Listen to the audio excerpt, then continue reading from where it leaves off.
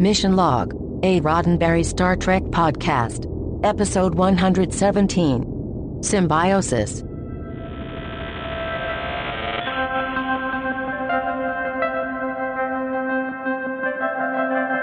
Hey, we're doing a show. Right. Mission Log, a Roddenberry Star Trek podcast. I'm John Champion. Great. And you're Ken. Yeah. Ray. Yeah. You think that's enough of that? Oh, God, yes. Please say yes. That's enough. Great. Each week on Mission Log, we dive deep as we can into a Star Trek story, examining the messages, morals, and meanings dredged up, and whether the whole thing stands the test of time. This week, Symbiosis. And good news, this one's free. Yeah. And hey, if you would like to get in touch with us, we would love for you to. Our contact information, Facebook, Skype, and Twitter. You can reach us there, Mission Log Pod, or you can call us at 323-522-5641. You can email us at missionlog@roddenberry.com. Our show website, missionlogpodcast.com. You'll find our shows as well as discovered documents and other important information. And we have two distributors who we are very proud to be a part of their lineups, trekmovie.com and trekfm, trek.fm. Please give them both a look for more Star Trek news and fun. And remember, we may use your comments on an upcoming episode of Mission Log. I had somebody ask me the other day how this show gets produced. Not very well. Like the actual. Wow, I'm about to curse you out. No. The actual editing and stuff. Oh yeah. Yeah, somebody asked about that. Like, do you do that sometimes? Do I do that sometimes? So far, with a couple of exceptions, I've been editing every episode of this. Yeah. And doing an exceptional job. Well, thank you very much. Yeah. I appreciate that. Yeah. But that's not why I said it. I'm very happy that we get to use the music from Warp 11. Mm-hmm. I'm very happy that we get to use the music from Key Theory. Mm. I have never wanted so much for this to just be a regular, like a radio show, as I have this week, because all the drug songs that I want to play in this. So and God bless Key Theory and God bless Warp 11, or whoever. Yeah. It's just when you're hearing those, know that I've chosen that music specifically for this episode. But what I'm really playing is Perfect Drug by Nine Inch Nails, right. Captain Jack by Billy Joel, Major Tom, I think, or Space Oddity, rather. Purple Haze. Purple Haze is interesting. That's interesting. Yeah. So, a bunch of stuff that, so there is an alternate soundtrack to this. And one day, just whatever drug song you like. Yeah. And just everything by the Doors, just played at once, just all on top of each other during this show. You see, I was thinking songs about drugs specifically, not just songs inspired by. Like Comfortably Numb would probably be in here. Sure. I would say that's there as well. But, that's sort of alt universe Mission Log, if you will, which I would imagine is interesting to no one, but I can't get those songs out of my head. You know what might help me? What's that? A little trivia. Ooh, I think I can help you there. Okay. All right. So the original title of today's episode was called The Substance, and it was written by Robert Lewin. Now, I mentioned Robert Lewin last week because we talked about kind of the end of his brief period as a writer-contributor to Star Trek The Next Generation. This was the last of his pieces produced for Next Gen before leaving. So the script is credited to Lewin along with Hans Beimler and Richard Manning. And one of the more interesting kinds of discovered documents I think that I get to come across every now and then is the research notes. The scripts, they sometimes, depending on the draft that you get, and if you find notes, those are interesting to go page by page and see what changes. But I think the research notes are really cool because the scripts would go out and come back with a page-by-page breakdown of, well, you have to change this, you can't change this, you can't say that. Some of it, stuff that fans would probably pick up on right away, like there's one note saying, well, if the Enterprise is saying move forward toward this star at warp 2, you can't do that because they would have overshot it and ended up past the solar system at that point. So you really just need to use impulse power to move it a little bit closer. One of the notes that I thought was interesting is what if this show could have been very different if the Enterprise had actually found a bunch of human-sized bird creatures, and that might have happened if they had stuck with the original name instead of going with Ornara. It would have been Aurelia, but somebody pointed out in the research notes they had already used that in the animated series. So they had to change those names. Yeah. So what I'm going to post for Discovered Documents, we'll have 2 pages of research notes, and we'll also have a note from Maurice Hurley to Gene Roddenberry about some of the script questions, notes, ideas for tightening up and clarifying certain scenes. So take a look at that, Discovered Documents, on the Mission Log website. I'm also going to post another thing. This will go out in our social media, a clip from Reading Rainbow. And of course, we all know Reading Rainbow because of LeVar Burton. And this is the episode that famously was highlighted in the behind-the-scenes look at Star Trek The Next Generation as produced by Reading Rainbow. So we'll all get to take a look at that. I imagine most of you have seen it by now, but it's fun to revisit kind of in context of the episode. All right. Well, let's talk about a couple of interesting guest stars we have this week. It was like Christmas for me. Wasn't it? Yeah. Well, because, I mean, I think I've mentioned this on more than one occasion here. Star Trek II, The Wrath of Khan is my Christmas movie. Oh, yeah. Every Christmas Eve. Before, Ken, every Christmas Eve I watch Star Trek II, The Wrath of Khan. And awesome. And today, when they show up on the transporter, I actually recognized Merritt Buttrick's voice before we get a clear shot of him. But then when he and Judson Scott, I'm just stepping all over your trivia stuff that's here. Fine, I apologize. Because I know it's exciting and you can't hold back. When they both show up on the transporter, I was like, oh my goodness. So either Benedict Cumberbatch or Ricardo Montalban should be somewhere around the corner. Right.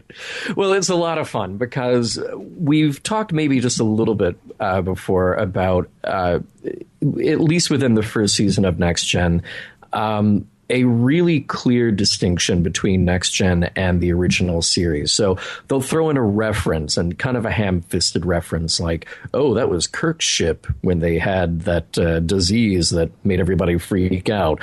Or you have the visit from Admiral McCoy. But they tried not to do any crossover characters. And here we don't have a crossover character, but 2 really prominent crossover actors. Merritt Buttrick, who, of course, played young David in Star Trek II, and then we saw again in Star Trek III, and a photo of very, I think, so just kindly and appropriately displayed in Star Trek VI. And then Judson Scott, who, of course, played the uncredited Joaquin, and uncredited. I was amazed to hear that. Yeah, I know, because he's so memorable from The Wrath of Khan. Is the superior supporting role. It is. So he, of course, has had a long sci-fi and fantasy background in his career. A couple of highlights: The Phoenix, which was on at the same time as Wrath of Khan. So I remember when Wrath of Khan came out going, oh, wait, that's that. I've seen that guy in an ad for a TV show I never watched. And a few years later on V, which was just so cool. Yeah, he was in the series. And I loved that miniseries, and I loved the series warts and all. There were many, but he had a prominent role in that as well. He showed up a little later in the X-Files. Now, Merritt Buttrick, sadly, his career was cut short. He died much too young as a result of AIDS. I would say that, obviously his Star Trek credits are so well known, and he's so fantastic in that role as David, and it's nice to see him again here. Ken, I believe you remember another show he was on, Square Pegs? Yeah, he'll always be whoever the heck that was to me. Yeah, actually, he'll always be David Marcus to me, but yes, he was also that. I don't even, was he a stoner? Was he was he loopy? What was he? I thought he was the loopy iconoclast. All right, there you go. Yeah. Maybe he was the stoner too, and how appropriate for this show. Indeed, well, not just appropriate, totally appropriate. Yeah, this might be the way to say it. I'm not sure. All right. Well, a couple other things to point out here. So Delos, they're in the Delos system. And I chuckled a little bit when I heard that. I mean, Delos, yes, it is a Greek island. And boy, the Greek references just keep coming back in Star Trek. When in doubt, use something from the Greek alphabet or a Greek phrase or word. But Delos is also the location of the theme park. It's the name of the theme park in Westworld. And not only is Westworld one of my favorite 70s science fiction movies, it also features a prominent performance by Majel Barrett Roddenberry. So check that out if you haven't seen it in a very long time. And finally, we have to talk about Denise Crosby. Now, Ken, you know how I hate jumping out of the timeline.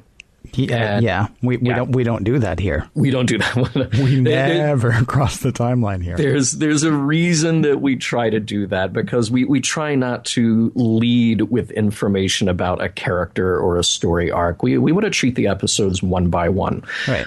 But in trivia here, it's kind of important that we point out something about what was going on behind the scenes at Next Gen. So this episode was shot after they had filmed the next episode aired, which is Skin of Evil, in which we lose the Tasha Yar character. I know, spoiler. Wait a minute. What? I know. I'm sorry. I'm so sorry. There'll be a lot less of her going forward. A whole lot less. Yeah. So, but here's what's interesting about it. A couple of fun little things here. So, Denise Crosby, it had already been decided she was going to leave the show. And her finale episode had already been shot. And there's a moment, Ken, I don't know if you noticed it, and it took me a few times watching it before I noticed it. At about 42 minutes and 20 seconds, depending on how you're watching it, but about 42 minutes into it, there is a scene with Picard and Beverly leaving the cargo area, and the door is closing behind them, and Denise just leans in and waves right to the camera. It's totally adorable. No, I didn't see that. So great. And it's worth mentioning because there has been controversy about her leaving the show, and there have been rumors about her leaving the show, and it's kind of nice to see that she's having fun. And that was her last scene. That was her last day on set shooting that. And here she is sort of hamming it up at the very end. So good for her. And I'm glad that made the final cut. We're going to talk about a couple of things with her performance later, but I did not realize that until you just said it. I mean, it's weird because, I mean, it's easy to go back and it's not quite retconning, but it's easy to go back and try to say, okay, well, now I can see something. But she actually seemed more comfortable in this episode than in many of the episodes that we've talked about in the past. Yeah. No, very true. You think that's just like the whole, I'm out anyway? It may be. And let's have fun with it. It may also be luck of the draw, just, the combination of writer, director, and character moments. But she is totally settled into it. And it's just sort of nice to see her leave the show on that high note.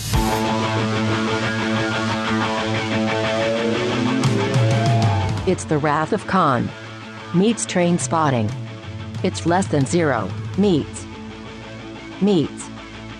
The Wrath of Khan. I guess the point is, this episode has drugs. And actors from The Wrath of Khan.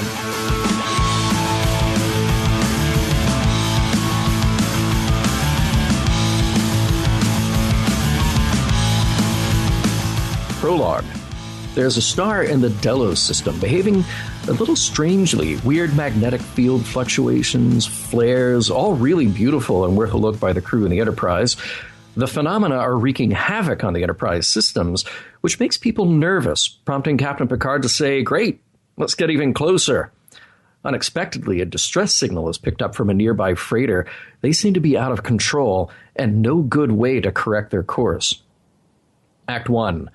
The freighter is called Sanction, and it comes from the planet Ornara. Captain Tijan is having a hell of a time keeping it in orbit, probably because of all the weird activity on their sun. When Picard tries to figure out how to help, the guy on the other end just seems clueless. When the Enterprise offers to help, Tijan is like Jeff Spicoli trying to pass a test. The more intense the trouble gets, Riker offers to beam over to help, but the Sanction is losing orbit. Tasha has an idea. She'll link up to their transporter and help evacuate the 6 people on board. When she's ready to engage, The only thing on the transporter pad is cargo. Where are the people? Worf lets us know that the Sanction is doomed. Act 2, and the Sanction blows up after falling out of orbit. But not to worry, a fast-thinking Tasha Yar and a very slow-moving group of survivors from the Sanction were beamed over before the ship went kaput. Did I mention there were 6 people on that freighter? Okay, forget that. Only 4 of them made it. They don't really care, though. All they're worried about is the cargo they sent earlier. Tasha beamed it over to a cargo hold to get it out of the way, and the new guests want to see it now. No problem. Tasha and Riker take them to the cargo hold. Let's meet these people, shall we? There's Tijan and Romas from Ornara. They're kind of worked up about the whole thing. Keeping their cool are the Breccians, Sobi, not the drink, and Langer. The 4 of them start to argue over the cargo. Tijan and Romas claiming it's theirs, Langer and Sobi saying, no, it's not. You haven't even paid for it yet. Then they kind of fight over it like people over a Black Friday run on plasma TVs and Xbox until one of them shows off a neat trick. Tijan goes for Sobi with a kind of electric charge in his hand. Sobi reciprocates. Sobi's female companion Langer zaps Romas. Tasha's had enough and is ready to turn the fire hose on them to break up the fight. Phaser shot breaks them up just as well. Enter the great negotiator. Picard meets with his new guest to get to the bottom of it. On one side of the table, Tijan and Romas plead for the cargo, a much-needed medicine to treat the people of Ornara from a deadly plague. On the other side, calm and collected, Sobi and Langer say, look, the medicine is very difficult and very expensive to make. We can't just give it away. Oh, that's very interesting and everything, but wait, your people are all infected with a deadly plague? Let's maybe get the doctor in on this after we declare a medical emergency on board the Enterprise. Act 3. Dr. Crusher tells the captain that everybody may actually be fine. The Breccians are in perfect health, and the Ornarans are showing symptoms of a disease, but there's no cause. They'll probably just get over it naturally. The Ornarans beg the captain to help them. They feel that they will die if they don't have the medicine, so Picard does what he can. He asks the Breccians to just give up a couple of doses to help Tijan and Romas right now. They agree, and for free. What good sports. In the cargo bay, they all gather around to open a container full of lentils? Well, no, it's the drug Felicium. Very potent. Only a tiny dose is needed to hold off the symptoms of the plague in Ornarans for up to 72 hours. Dr. Crusher says she still can't find the cause, and Langer says, yeah, right, it's a weird disease because in 200 years, we haven't found the cause either. Anyway, here's a Felicium to keep those guys going. Also, we really need to solve this because we have literally no other jobs on Brekka other than making this drug. With the medicine, Dr. Crusher returns to sickbay where Tijan and Romas are eager to take a hit. Almost immediately after the dose, they calm down. They slow down, and all is right with the world. Dude.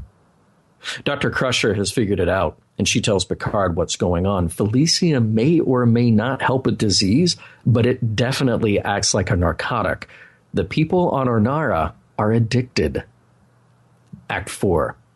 Data has done some research. Apparently, the Ornarans were more advanced than the Breccians for most of their history. Then, about 200 years ago, a deadly plague did hit them.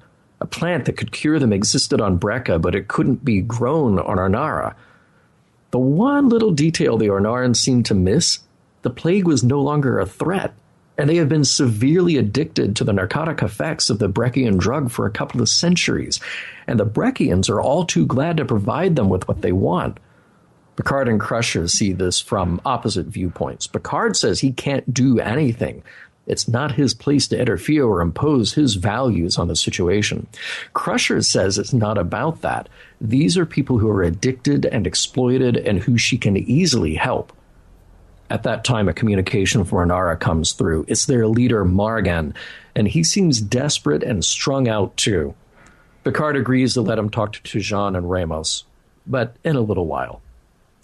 And now we break for an ABC after-school special titled, What Are Drugs?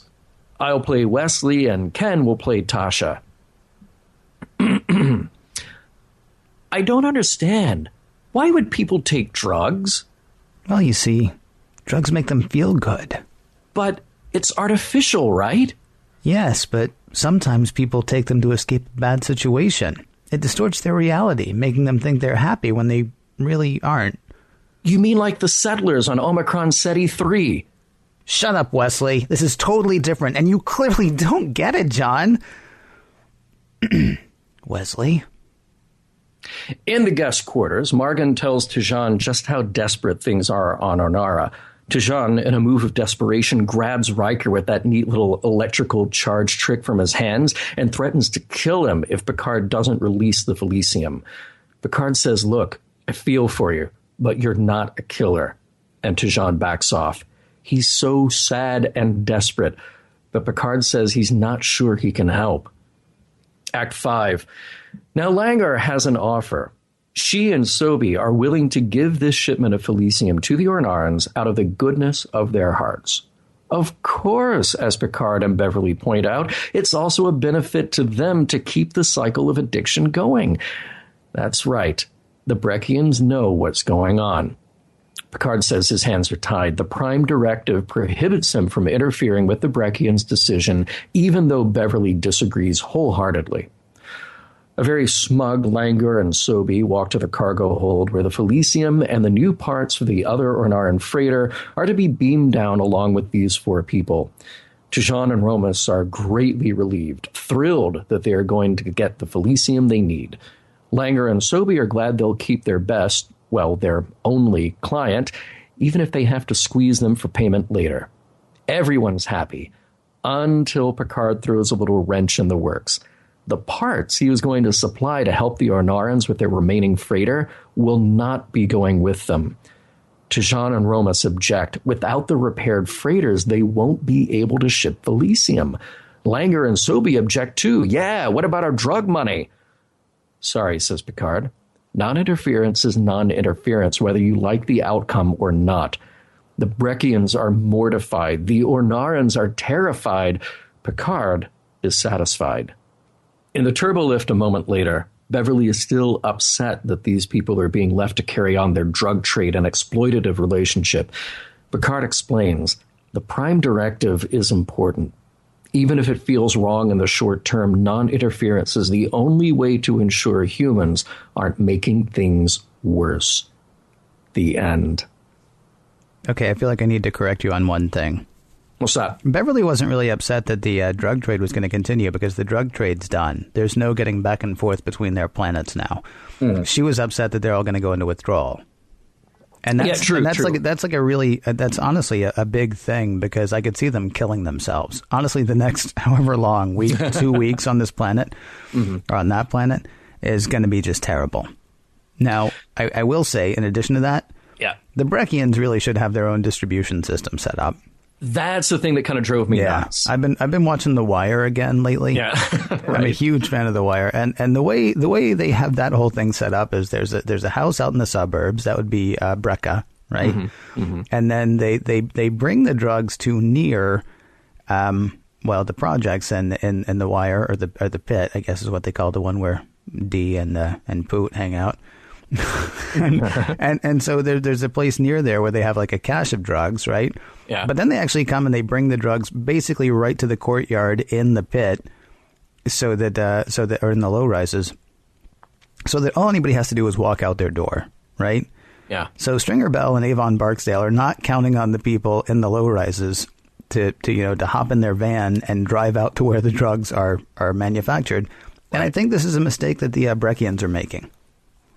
Yeah. Well, here's the thing. I'm going to use a different pop culture reference. All right, go for it. Okay. How did Sonny Crockett and Rico Tubbs blend in as drug dealers?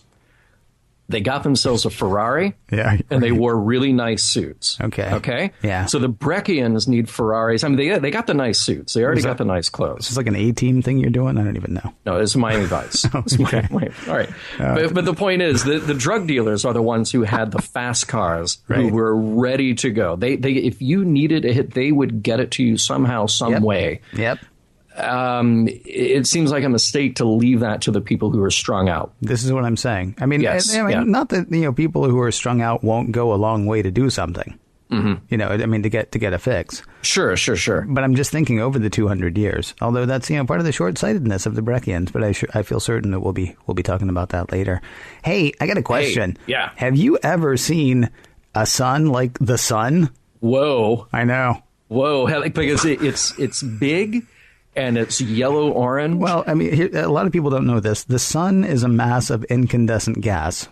Wait a minute. A gigantic nuclear furnace. Wait a minute. And the Enterprise is going to fly like as close to that furnace as it can get. And hopefully not go back in time when they do it. Yeah. Well, they're going to go slow. Okay.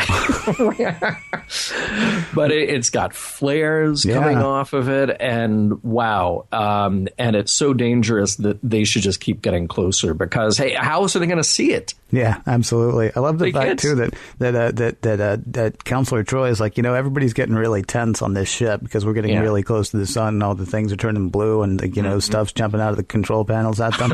Right. And so Picard's like, listen, everybody, I know this is kind of nerve-wracking, but it looks awesome. And I'm thinking, well, that really doesn't help anybody but you.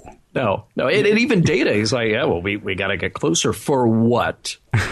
For what, Data? So they can make that big black dot covering the sun bigger. I believe the big black dot was a photosphere filter. Mm-hmm. Yeah. I think it was. Yeah, I will say I did like the graphics on that. I mean, the graphics could be better, but I like the idea that they were presenting. I mean, the idea that on the screen we can all do that now. I mean, I've got 2 apps on my phone that let me block something out, from a picture. But in 87, 88, I guess, by the time this one hit, it's still neat to just be able to go, hey, can you just get rid of that part?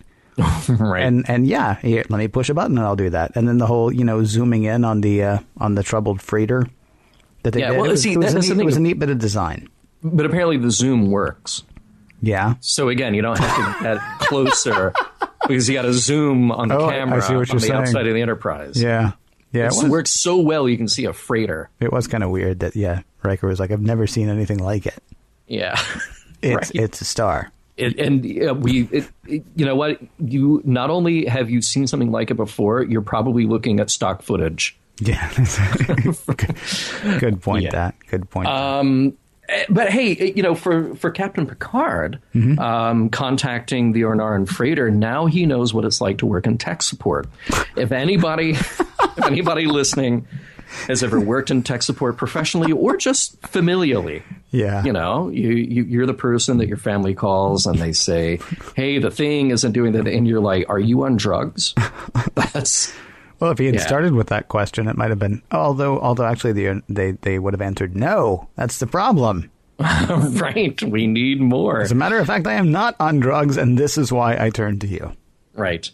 Ken, you brought it up earlier. We're talking about the well-written Tasha Yar, and or the well-performed Tasha Yar, and or the well-directed Tasha Yar.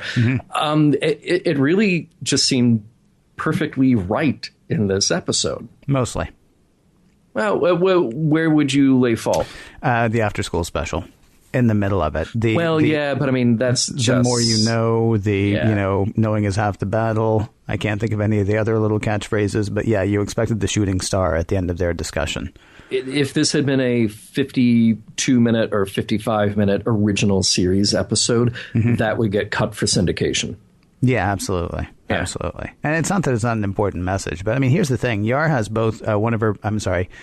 Now, do you say Denise Crosby here, or do you say Tasha Yar? Yar has one of her best scenes so far, and a truly bad scene in this episode as well. The best scene was breaking up the fight in the cargo bay, I think. Oh, yeah. Between the Breckians and the Ornarans, because it was just nice. I mean, it was really cool, because, I mean, first 4 episodes, she would have, shot them, and then she would have run up on them, and she would have said, no, cut that out, yeah. Right? And this time, she, shoots them and separates them, stuns them and separates them, and says, what was it, behave, gentlemen, or something along those lines. It was understated, and it was like, look, I've got menace, so I don't have to be menacing. You now know that I can shut you up, so why don't you shut up? Which is kind of great. The drug talk with Wesley is just painful, though. Just absolutely painful. Well, we can talk about it for the writing specifically. It's just that, and how do you, as an actor, how do you even approach that? Whether you are Denise or you're Will, Yeah. You just look at it and go, oh, okay, now we're doing the after school special. All right. Which is too bad because there's actually some decent stuff there. Possibly. I mean, again, Sure. It would give us more background for Tasha, which is going to be very important for the next week. Yeah. Right. Let's talk about another bit of writing that I've felt to be a little painful. Beginning of Act 5. That is, I'm going to go ahead and call it, that is the worst exposition scene we have dealt with so far. Picard and Beverly literally telling the Breckians the whole backstory as they just stand there with absolutely nothing to say. And it went on and on and on because I thought it was going to cut very quickly into that scene. Picard's got that great line. He kind of leans into Beverly just slightly, and the other shoe drops. You know, and that's all you need to know is then to say, oh, of course they knew all along, and then you're waiting for the retort from the Breckians. Because that would have played like a conversation, but instead the camera is on Beverly and Picard for like what feels like an eternity as they recount the entire history that they have called. I am not sure that I agree with you, but I think we need to stop talking for however long it takes what's her name to say whatever she's going to say, and then we'll come right back to this point. Okay, let's do it.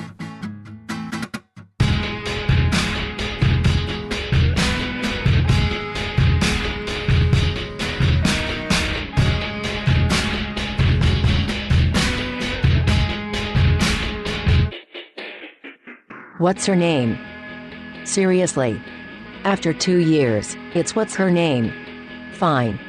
Now back to Beavis and Butthead.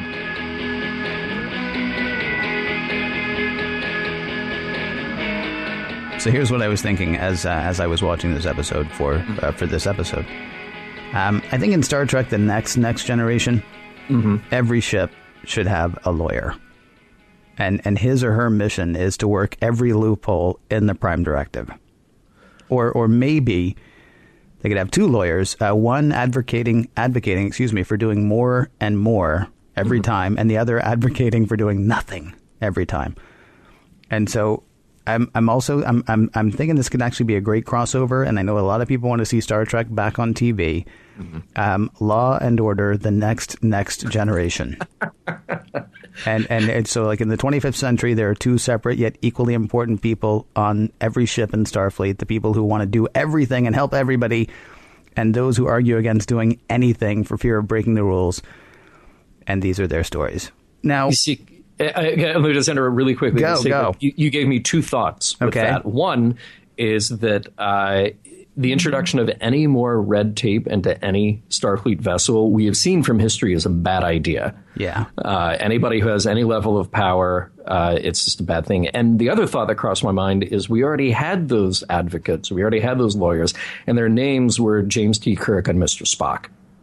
Yes, well, except they also had other jobs. No, I'm saying you hire lawyers. Yeah. I'm saying you've got lawyers on on the Enterprise. They're like right there. So you know when you take that shot of the 7 crew members or whatever, there's security chief, there's the navigation dude, there's the engineering guy who all too often ends up on the bridge for some reason. There's the doctor who also all too often ends up on the bridge for some reason. There's the touchy-feely counselor. There's the first in command. There's the second in command, and I believe blah, blah, blah, attorney at law. Mr. Cogsley. Exactly. Mr. Cogsley. Oh, yes, Mr. Cogsley. That would be very good.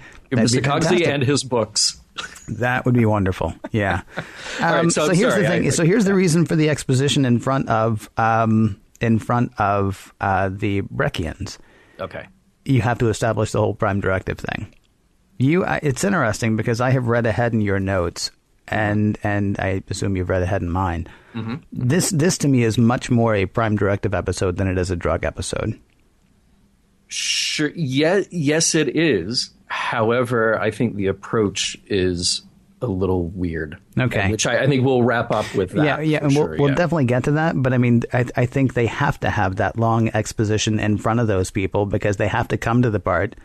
You know, while the Breckians are standing there, they've got to be figuring, and I think you actually see it on Judson Scott's face for a minute. they've got to be thinking, oh, man, we are so busted. Yeah. And then it's through the conversation that we find out, oh, wait a minute, we're not busted because they can't do anything because they have these rules. And so I can now talk to them about how hard it is for a drug dealer because they can't do anything about the fact that I'm a drug dealer. And so it didn't bother me that you had that long exposition because it led us to the point of, so we know that what you're doing is bad as far as we're concerned. And can I get the door for you? Right. Well, but that's the thing about it. I mean, from a writing perspective, I feel like that's information that we're picking up pieces of it along the way. Mm-hmm. We already had exposition with Data telling Picard, here's what happened, and then this happened, and then this happened. So we're getting all of that stuff laid out in front of us. What's surprising to me is that very often Star Trek directors will look at a script and they'll go, okay, there's all talking and no action. Mm-hmm. So let's figure out a way to give action to a scene where we have to get across important information. That was a scene that felt like they ran out of time to do that. Mm. So even if it's not physical action, very often you would have a bit of dialogue like that where there is motion, people walking together. That's why I actually really like that scene at the end with Picard and Beverly in the turbo lift, because it's shot nicely and you get sort of this moment where Picard has to turn to her and have the talk. Mm-hmm. It just from a directorial point of view works better. The way that scene is working in the Breckians' quarters is literally 2 and 2 facing each other totally still. Yeah. And I kept waiting for the Breckians to interrupt or for there to be a way to break up that scene and break up that dialogue, because it just felt like, okay, we're running out of time in the episode. We have to get all of this stuff across. So here we go. Bear with us while we do this. Did not feel that way to me at all. Interesting. Okay. Yeah. Fair enough. All right. It's good information. And I do agree with you. I think the thing that I like the most about that is the reaction on Sobe, Jensen Scott's face, during that moment of realization is very subtle. Yes. But it works. Yes. For that. Yeah. I think so. All right. So let's talk about the Prime Directive. Yes, let's. Okay. So my feeling on this is I was a bit torn on how that was handled here. Not in the decision that was made, because I think the show makes for a very good case about why the Prime Directive is what it is and why Star Trek put such emphasis on it. Okay. Mm-hmm. But I found it interesting and a little strange that this sort of hallowed centerpiece of Star Trek was given the focus here, because honestly, I feel like it's maybe not the kind of lesson that gets applied to the kind of personal story being told in the show. So let me put it to you this way. Sometimes a Prime Directive shows up in Star Trek when there's a parallel about politics, war, the justice system, something big, okay? Mm-hmm. And in this case, we're telling a story about drug addiction. Okay, so yes, we can look at that as the political / business structure that's in place, and we can allow ourselves a little bit of distance from that. But if the emphasis here, or if there's an important part of the story here that is why people do drugs and how terrible addiction is, then I feel like we can't, as individuals, rely on the Prime Directive as a way to be compassionate or thoughtful or even rational in our approach and responsibility with others. That's the thing that sort of didn't, I feel like the two halves didn't meet to make a whole in that respect. So, well, I mean, the Prime Directive, though, is not about being compassionate. It's not about doing the easy thing. It's not about doing the thing that you want to do. I mean, that's what makes this, to me, a sort of a good Prime Directive episode. What Beverly wants to do is alleviate their pain. Yeah. And here's the thing. They're both aiming for the same goal. They're going to get these people off the junk, right? Right. Is really what they're aiming for. But she wants to do it in a way that's going to make it easier for them. And Picard does not feel like he can do that because that would violate the Prime Directive. Mm-hmm. Now, I think a lawyer, if they had one on the ship, might have found a way that no, it'd be okay because, what if we just left this laying there as they walked by and they picked it up or something like that? Right. I mean, the Prime Directive is not. It's not as malleable as it was in the original series. And it's interesting that we keep coming back to it. We've had more of the Prime Directive, I think, in this first season of Next Gen than we had in at least the first 2 seasons of the original series, if not all 3. And it's about the same thing, it seems to me. It's whatever the situation, it's about living by this code that you say you want to live by. I mean, that's really what it comes down to. Picard wants to do something more for these people. He wants to help them. He wants to alleviate their pain. But he can't because of this thing that they have set up.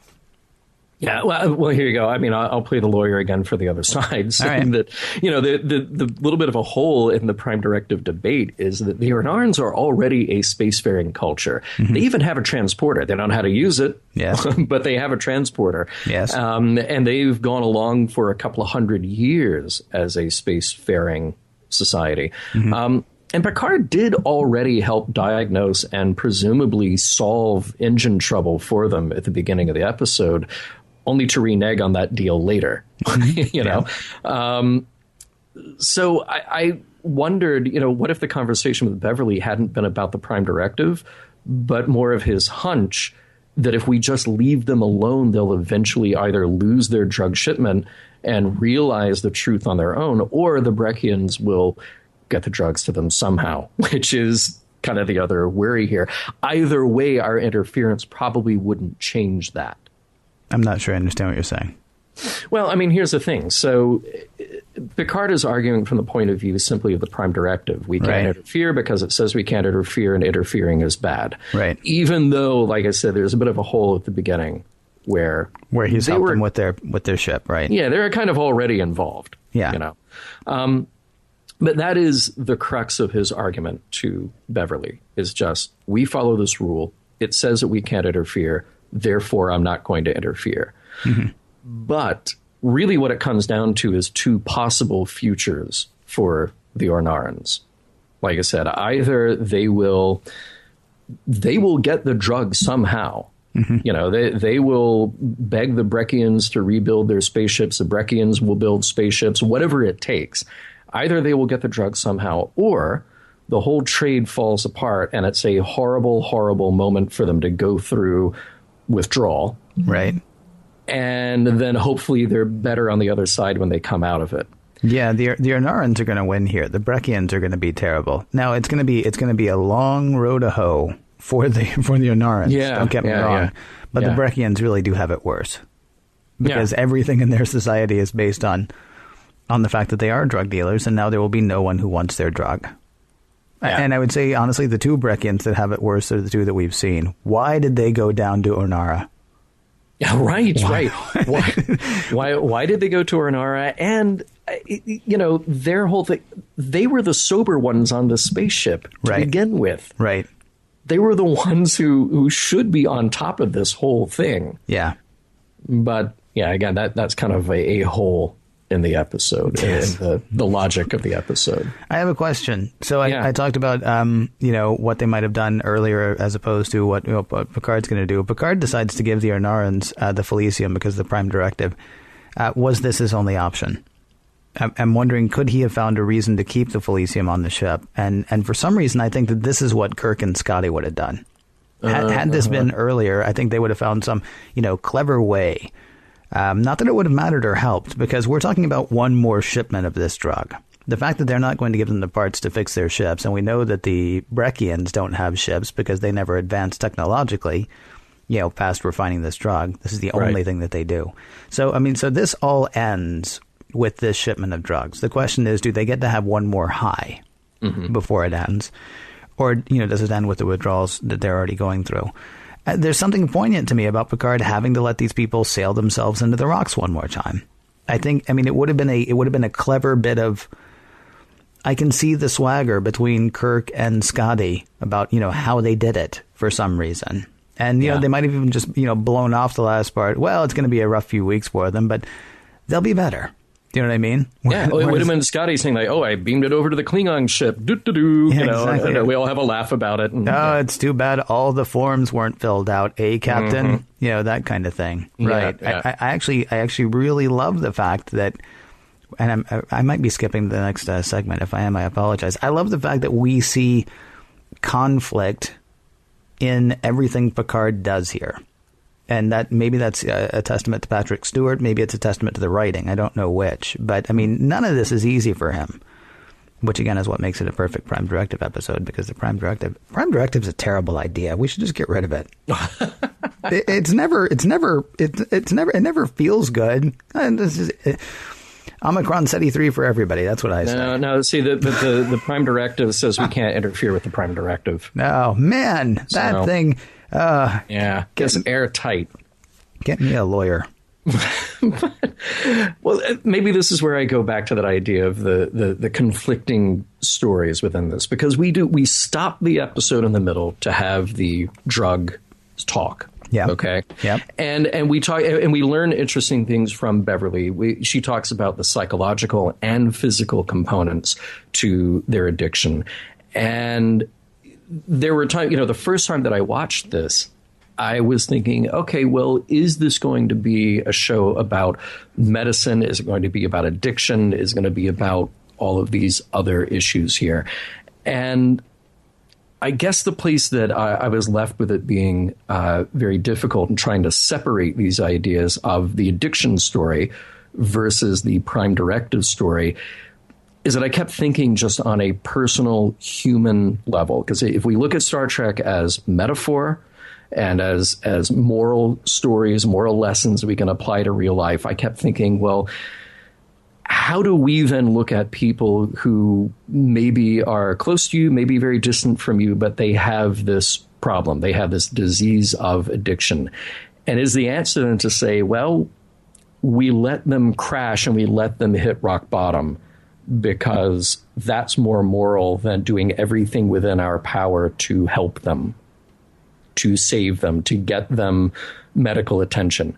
And that's where I think the idea of Star Trek as, for this episode, as metaphor and moral lesson kind of falls short.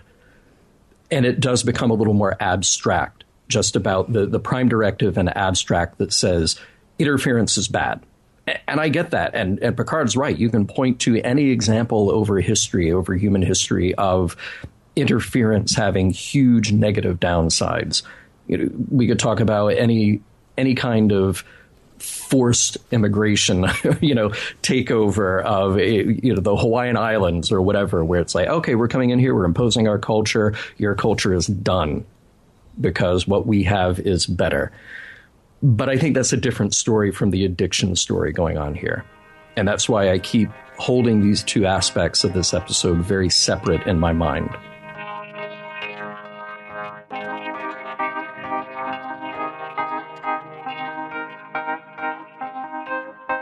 Decades after its first airing, what messages does Symbiosis hold, and do they, and the episode itself, hold up?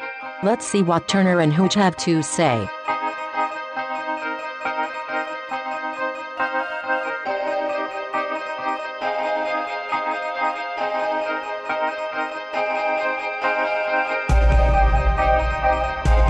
It is so weird to me when you and I have, I don't want to say complete disagreement on an episode, but it's interesting to me when you and I end up on different sides of an episode. So I guess that would be complete disagreement, John. Not complete. I don't know. So this is the part of the show where we decide, what the messages, morals, and meanings of the episode are, and whether or not the whole thing holds up, whether it stands the test of time. And I think I know your answer, but I'm going to ask you, does symbiosis or symbiosis does this episode hold up? I'm still kind of on the fence about this one. And my best answer for that is not really, okay, but kind of. And again, I have to look at this as two separate pieces of an episode. The first time I sat down to watch this, I thought it was going to be something different. And I thought there might have been something about the ethics of medicine or compassion with people who are addicted or something like that. And you have the Prime Directive element there as well. But I think the Prime Directive thing is, again, a separate story from the other, the medical addiction crisis that's happening here. The addiction crisis, it kind of devolves into a Just Say No campaign in that middle, the ABC, after school special in the middle there. Yeah. And that's really ham-fisted, and it just feels like it doesn't fit. I think the Prime Directive stuff, like you said, it's the most, in this first not even full season of Next Gen, we've dealt more of the Prime Directive than we ever did in the original series, at least for a big chunk of that. Yeah. But I feel like these are two stories that don't necessarily match up. If we look at it, like I said before, from this sort of individual moral lesson that we could possibly glean from the episode. Because, Beverly is right to the extent that she's the person whose sole purpose is based on the Hippocratic Oath. She sees somebody who's suffering. Her job is to end that suffering, to help them as best she can, And I understand it doesn't match up with the Prime Directive here in the great abstract sense. But if we take something like that, if it's somebody else, we take it from a society that has warp drive, and then it's okay for us to intervene. And there's somebody addicted to drugs, so now it's okay for her to intervene and say, hey, look, I can help you kick this thing if you want to kick it. So that's where I have a little bit of a shortfall with this episode. All right. But you, sir, disagree. I disagree. And that's fine. Yeah. Okay. No, I do. To me, the drug thing is really almost sort of a backdrop to this. If this had just ended up being an anti-drug episode, I would have been bored, because we do have after school specials. And, you and I grew up with Nancy Reagan telling us to just say no. Yeah. I mean, the drugs are bad message is one that you and I, whether we, glommed to it or not, and I've never asked you about your history with drugs, honestly, so let's not do that right this minute. No, that's not going to go on the air. Whether you and I, whether that resonated with us or not, it was a message that we'd heard a million times. And if that's all that this episode had ended up being, then it really just should have been an after-school special. In fact, I would have accused them of just making an after-school special. What really saves this episode for me is watching the torment that Picard goes through.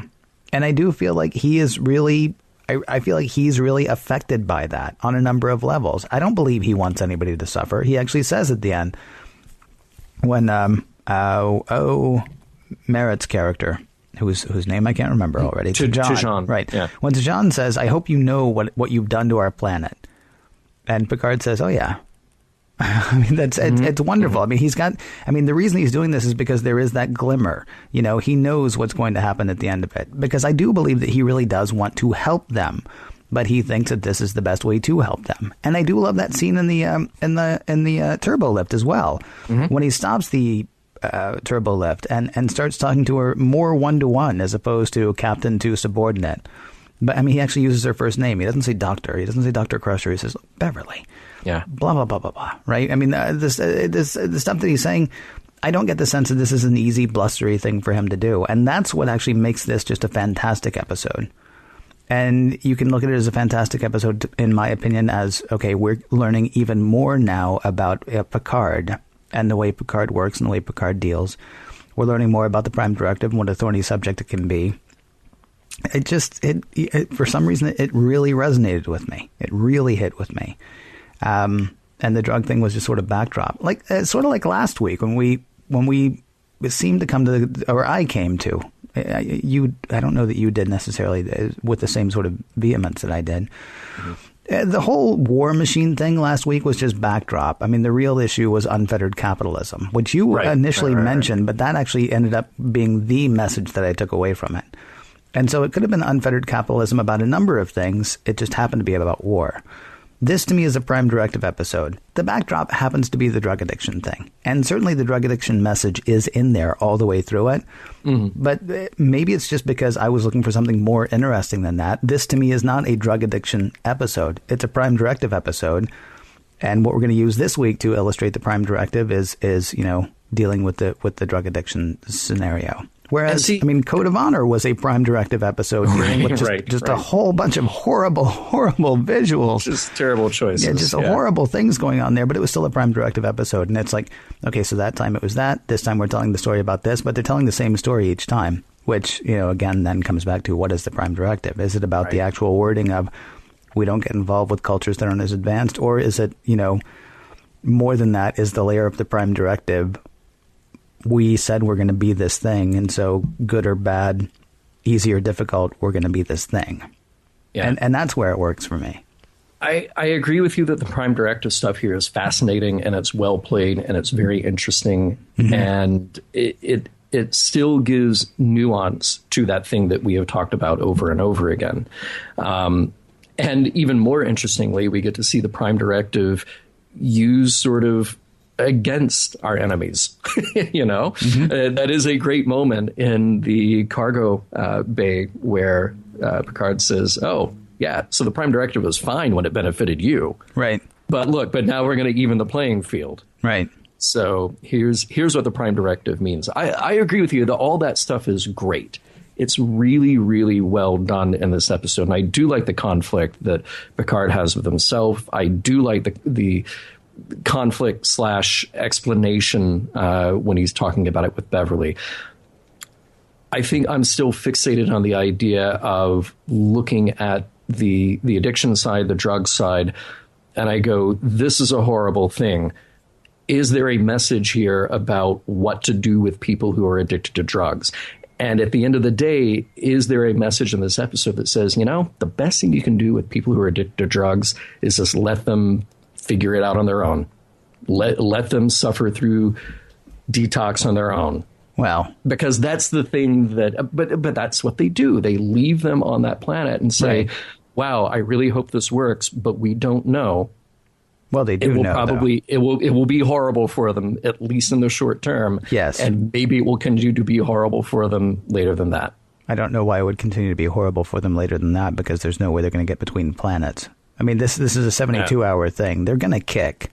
Yeah. I mean, they're going to hit bottom. What he's doing, again, forgive me, maybe it's because I've been watching The Wire. I mean, basically, they're not letting the Honorans live in their basement. I mean, that's really what it comes down to. Right. They've been burned too many times, and they're like, look, I love you. You can't be here now, man. Go get yourself clean. Except they can't even tell them that that's what they're going to do. It's going to be a horrible several weeks on that planet. And I really don't think the two Breckians are going to live. Yeah. And lucky for the Enterprise crew that they don't have to be around to watch that. Yeah. See, and that again is another place where this episode just so works for me. At the very end of it, Picard's like, I don't care where we go. Let's just this just sucked. Let's leave. Their potential and upcoming suffering is just really going to bum me out. So yeah, exactly. I'd rather leave. Let's take a page out of Kirk and just forget that we were here. Get the heck out of here. You decide. I don't even care. I don't just go. I don't even want to look at that amazingly never seen anything like it star that looks like all the other stars anymore. Let's just go. I hate the idea of consequence. What's going on in the SETI Alpha system these days? Let's just let's see what's going on there. That's right. I just called you a bastard. So what are the messages then?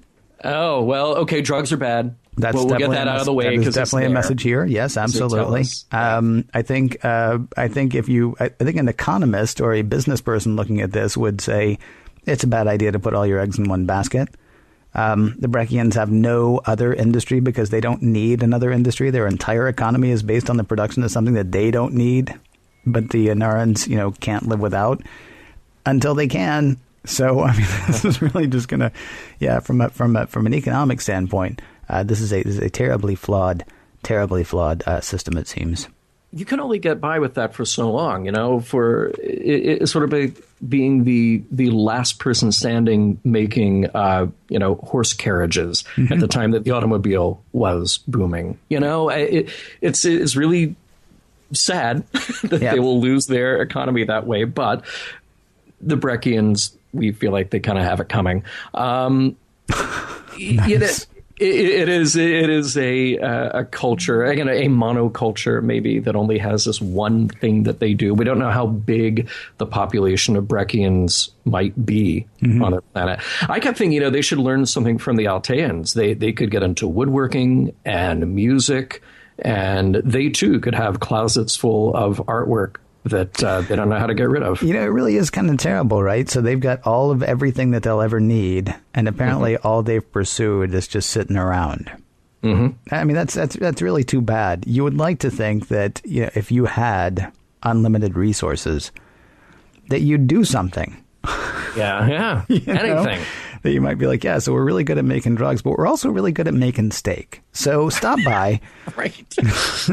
We'll get you hooked up, and then you will have a meal for the gods. Assuming the gods like steak. Maybe they could make ambrosia instead, and then it would be food of the gods right there. I guess maybe I'm off the lesson part of it. I just love the fact that no part of this episode is clean. I love the fact that no part of this episode is clean. This would have ended with a slap on the back in most cases. Honestly, though, a private little war. Didn't that end with Kirk just saying, let's leave. Yeah. Let's just leave. There's nothing we can do here. Let's just get out. I mean, at the very least, we know that this is going to end after some very ghastly times. This is going to end well. But I like the fact that no part of this episode is sanitized, except for the after school special in the middle. But right. It's an after school special. What are you going to do? Everybody has conflict in this, which is kind of cool to see. And we do get interesting messages explored. So I give the show props for that, for sure. I just think that there's still some conflict in my mind about what other messages are to be gleaned from this, implicit or explicit. So then we say, do those messages hold up? Well, sure. Yeah. I think all of those messages are worthwhile. I would say in this case, drugs are bad. Yes, they are. Don't talk to me about SETI Omicron 3. No, and having an economy based on only one thing. Yeah, that's a really bad idea. That's a really terrible idea. Yeah. All right. So I guess that's that then. I guess so. I'm amazed. So I'm looking at the rundown. We're getting actually very close to the end of season 1. How is that possible? I don't know. I don't either. Keep going. Yeah. And have no time to look back. I know. I just, I did one episode after another episode after another episode. And of course, that means there's another episode next week, Skin of Evil.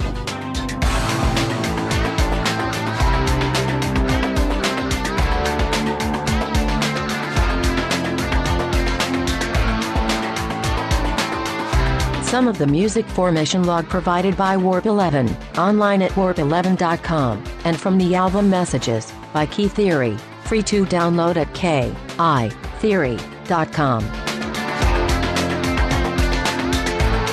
Next episode, the fate of a sometimes poorly written, but well-acted Tasha Yar is decided.